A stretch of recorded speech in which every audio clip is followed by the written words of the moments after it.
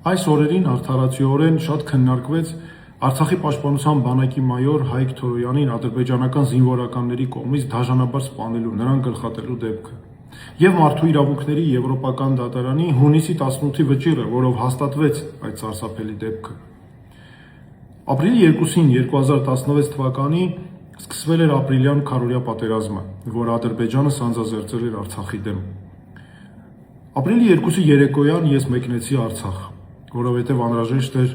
իրականացնել փաստերի ամրագրում, ապացույցները հավաքել, որ հետո նաև պաշտպանեինք մեր իրավունքները միջազգային ատյաններում, ենթարկելու համար նաև պատասխանատվության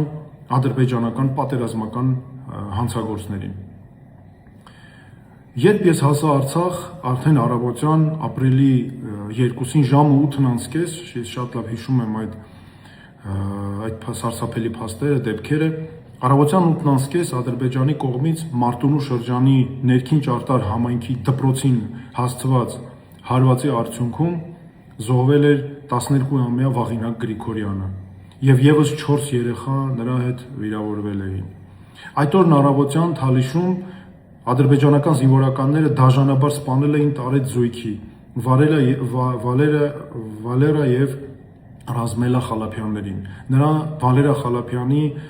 92-ամյա մորը Մարուսա Խալափյանի, գլխատվել էր Քյարամ Սլոյանը։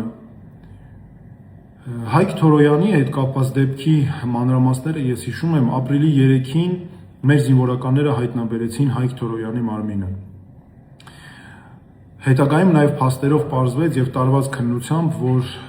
ապրիլի 3-ին եւ հայտնաբերվեց մարմինը, ադրբեջանական զինվորականները սկզբում կտրել էին նրա աջ ձեռքը, հետո ձախ ձեռքը, հետո նաև կենթանի վիճակում կտրել էին գլուխը, գլխատել էին։ Հետագայում հուղարկավորության ժամանակ չհանձնեցին էլ այդպես էլ հարազատներին մասնատված մարմնի մասերը։ Այսպիսի դաժանություն էր կատարվել։ Իհարկե այս բոլոր փաստերը, այս վճիռը կարևոր է նրանով, որ պետք է մենք արձանագրենք, որ սա առանձին մեկուսացված հանցագործություն չէ, առանձին արարք չէ։ Սրանք մեկ շղթայի մասեր են ադրբեջանական պետական քաղաքականության հետևանքներով։ Որովհետև այս հանցանքները, որոնք էթնիկ մոտիվացիայով են կատարվել, որովհետև Հայկ Թորոյանը հայ էր, այդ դրա համար է այս դաժանությունը կատարվել։ Տեղի ունեցել այս հանցանքը 2016-ին, հետո նորից կրկնվեց 2000 նույն դաժանություններով ավելի դաժան 2020 թվականի 44-օրյա պատերազմի ժամանակ, 21 թվականին, 22 թվականին եւ ադրբեջանական պետական հովանավորություն այս հանցանքների միշտ եղել է։ Ընդ որում նրանք կեղծ խաղաղասիրական ծրագրեր էին իրականացնում 2016-ից հետո ես մասնակցել եմ այդպիսի կեղծ ծրագրերի եւ ինքս եմ տեսել, նրանք խաղաղասիրական ծրագրեր էին անում, բայց իրականում տանում էին այս դաժանություններ բերող քաղաքականությունը թշնամանքի։ Այսպիսի դեպքերը եվրոպական դատարանից վճիռը լավ առիթ է արձանագրելու, որ Հայաստանին պետք է այնպիսի իշխանություն, որ այս դեպքը դրվի պետական քաղաքականության, արտաքին քաղաքականության հիմքում։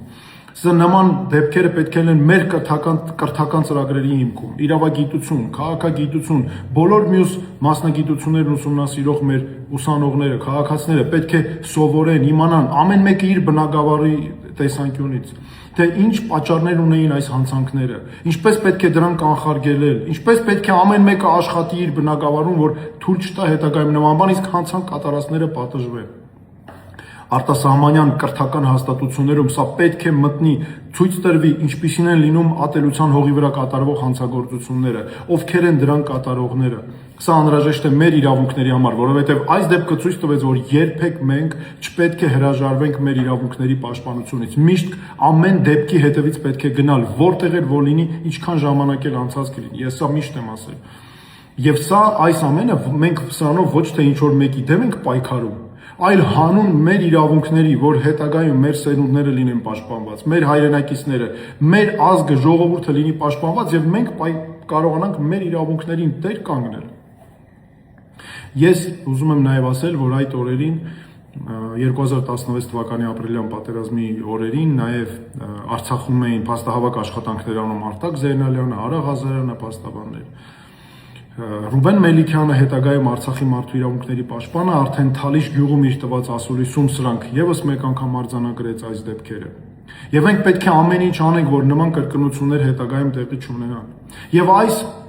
պայքարի նաեւ հետ կապված էր, որ ապրիլյան պատերազմի ժամանակ նաեւ ներդրվեց այդ իմ կարծիքով շատ կարևոր կարգախոսը ապրելու ապրիլ։ Այսինքն մենք պետք է մեր իրավունքների համար պայքարենք, որպեսզի որևէ մեկը ռիսկ չանի, իրեն թույլ չտա հանգարց նման վերաբերմունք դաժան։ Այն էլ խոսքը վերաբերում է ադրբեջանական այս պետական քաղաքականությանը։